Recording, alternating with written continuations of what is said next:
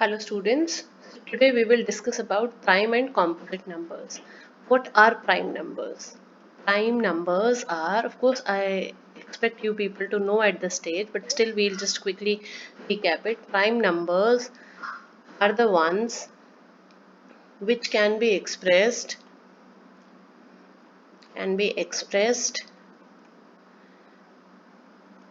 as only two factors. Only two factors. That is that is 1 and number itself. So that means, for example, if I write say 5 I can write as only 1 into 5. I do not have any factors for 5. We can have one more example. Say 5 is a very small number. So if I take say 19, then even 19 is a prime number. I cannot factorize it. I can write it as 1 and 19. The prime factorization has only 1 and the number itself. But if we talk about the composite numbers are the ones which have more than two factors.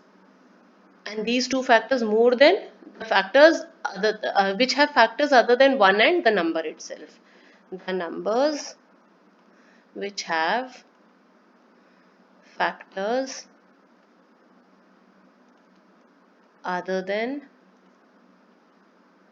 there can be any factors other than 1 and the number itself.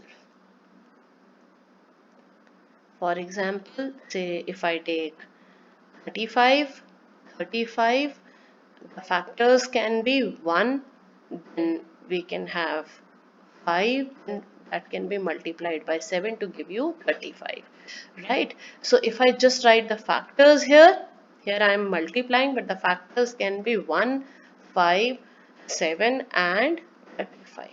So this is a composite number.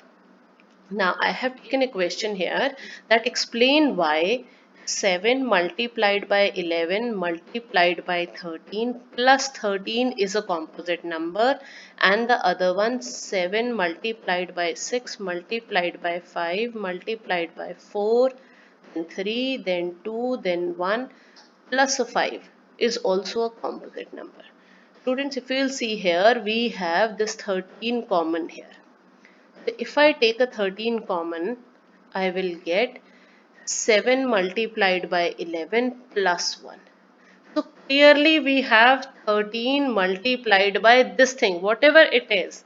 Anyways, we can calculate it also, 77 plus 1. So 13 multiplied by 78. So we have factors other than the number itself. Already I am able to express this number as the product of 13 and 78. So this implies it's a composite number. Similarly, the second one also composite number. So the second one also, if we'll see, we have a 5 common here. So that means if I'll take a 5 common, I am left with 7 multiplied by 6 multiplied by 4 into 3 into 2 into 1 plus a 1. That means I have already expressed that this as a product of 5 multiplied by this entire bracket. So this implies it is again a composite number. We don't need to show this what the number is also. It's just I'm able to write it in the form of the product of two factors. That's why it's a composite number. The next is the fundamental theorem of arithmetic. Every composite number can be expressed as the product of primes, and this factorization is unique apart from the order in which the prime factors occur. That means, for example, if I write say 100 as the product of primes, so if I just find out the factors of 100, that's not difficult, I know. So then again this is 25, then 5, and you have a 5 here. So we have 2 multiplied by 2 multiplied by 5 multiplied by 5. Now what this fundamental theorem of arithmetic says is that this is the only available prime factorization for 100. The order can vary. I can write it as 5 into 2 into 5 into 2. The order can vary, but ultimately the prime factorization is unique, but the prime factorization is unique. You cannot change that. But what we do is we usually write it in the ascending order. So if I simply write it as 2 square into 5 square every time, so this is the only factorization, this is the only unique factorization possible for 100. So here now, based on this, if we have this question, check whether 6 raised to power n can end with a 0 for any natural number n. So we use the fundamental theorem of arithmetic here. Fundamental theorem of arithmetic says that the prime factorization should be unique. If I'll start with this one, if 6 raised to power n has to end with a 0,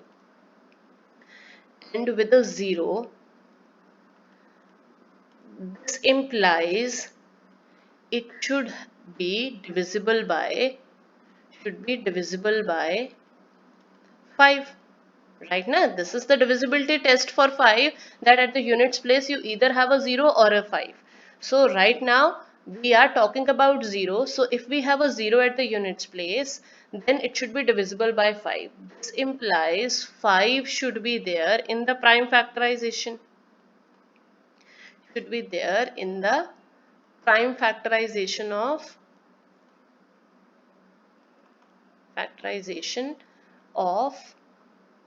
6 raised to power n. If I factorize 6, first of all, it is 2 multiplied by 3. So 6 raised to power n should be 2 multiplied by 3 raised to power n.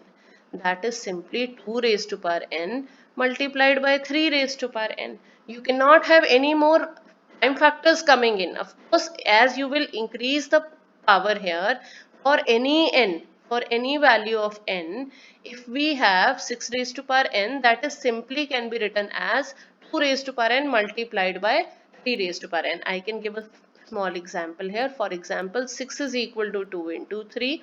So 6 square will be 2 square multiplied by 3 square. 6 cube will be 2 cube multiplied by 3 cube. So simple. So you keep changing the values of n, but the factors will be 2 and 3 only. Right? So by fundamental theorem of arithmetic,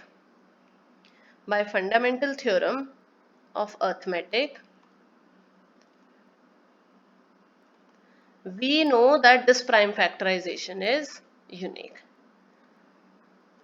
This prime factorization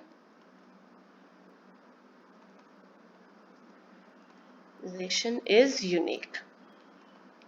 You cannot have any other prime factorization here. So this implies we cannot have 6 raised to power n ending with a 0. Cannot end with a 0.